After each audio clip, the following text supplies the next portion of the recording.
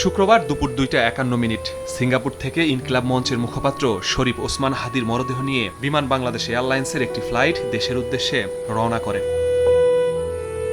সন্ধ্যা 5:48 হাদির মরদেহ বহনকারী বিমান হযরত শাহজালাল আন্তর্জাতিক বিমানবন্দরে অবতরণ করে। বিমানবন্দরে মরদেহ অবতরণের সময় সেখানে উপস্থিত ছিলেন অন্তর্বর্তী সরকারের উপদেষ্টা, বিএনপি, জামায়াত, এনসিপি সহ ইনকিলাব মঞ্চের নেতাকর্মীরা। এ সময় কান্নায় ভেঙে পড়েন সহযোদ্ধারা। পরে বিমানবন্দর থেকে হাদির মরদেহ কড়া নিরাপত্তায় বের করা হয়। বিমানবন্দর থেকে মরদেহ নেওয়া হয় জাতীয় হৃদরোগ ইনস্টিটিউটের উদ্দেশ্যে।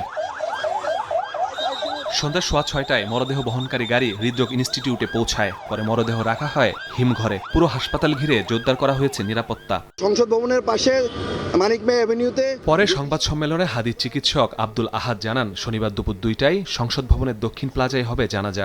রেইনবো অলরাউন্ডার এক্সটেরিয়র পেইন্ট বাড়ির বাহিরের দেয়ালের সুরক্ষা নিয়ে থাকুন নিশ্চিন্ত, সাথে পাচ্ছেন 10 বছরের ওয়ারেন্টি। এরপর হাদির মরদেহ ঢাকা বিশ্ববিদ্যালয়ের কেন্দ্রীয় মসজিদে নেওয়া হবে। পরিবারের সিদ্ধান্তে হাদিকে জাতীয় কবি কাজী নজরুল ইসলামের পাশে সমাহিত করা হবে। আগামীকালকে জানাজার নামাজের পরে তাকে আমাদের জাতীয় কবি নজরুল ইসলামের কবরের পাশে তাকে শায়িত করা হবে এবং তখন আবার তাকে সেন্ট্রাল মসজিদের সামনে হয়তোবা আরেকটা জানাজার নামাজের আয়োজন করা হতে পারে।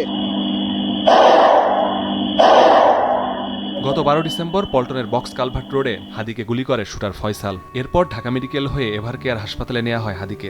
উন্নত চিকিৎসার জন্য পাঠানো হয় সিঙ্গাপুরেও। সেখানে বৃহস্পতিবার সন্ধ্যায় মারা যান ওসমান হাদি। মাসুদুর রহমান, সময় সংবাদ, ঢাকা।